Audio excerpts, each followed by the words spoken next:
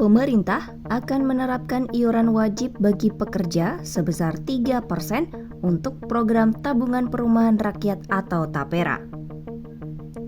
Kebijakan itu diatur dalam PP nomor 25 tahun 2020 tentang penyelenggaraan tabungan perumahan rakyat.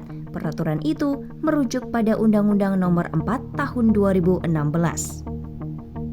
Disebutkan 3% iuran itu terdiri dari 2,5% dibayarkan pekerja dan 0,5% dibayar pemberi kerja.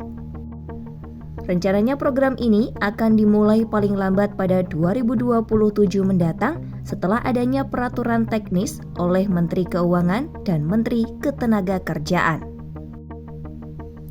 Namun Lembaga Riset Center of Economic and Law Studies atau Celios menemukan sejumlah potensi dampak buruk akan terjadi jika TAPERA tetap diterapkan.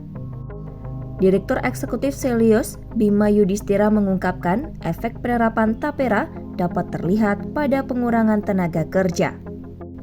Jika TAPERA diterapkan, maka ada lebih dari 460.000 pekerja berpotensi hilang.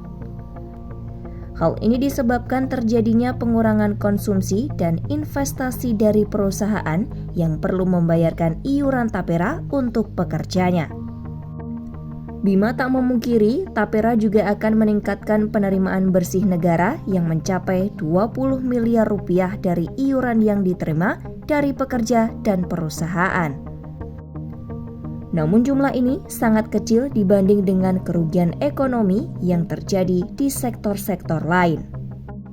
Sementara itu, Direktur Ekonomi Celios Nailul Huda juga mengungkapkan penerapan kebijakan TAPERA dapat menurunkan produk domestik bruto atau pendapatan nasional mencapai 1,21 triliun rupiah. Penurunan ini terjadi karena pembayaran iuran TAPERA yang berpotensi mengurangi jumlah pendapatannya. Jika pendapatan berkurang, tingkat konsumsi rumah tangga ikut menurun. Penurunan domestik rumah tangga otomatis akan berdampak pada turunnya produk domestik bruto. Kebijakan TAPERA juga diperkirakan akan menurunkan surplus atau keuntungan bisnis sebesar 1,03 triliun rupiah. Tak hanya itu, Nailul menilai TAPERA juga membuat daya beli masyarakat berkurang, sebab mereka harus membayar iuran dari pendapatan setiap bulan. Padahal, penurunan daya beli masyarakat juga akan menurunkan permintaan berbagai jenis sektor usaha. Selain itu, saat ini Indonesia masih punya masalah backlog perumahan atau kondisi belum terpenuhinya jumlah unit perumahan yang dibutuhkan. Persoalan ini akan terus ada meski kebijakan TAPERA berjalan.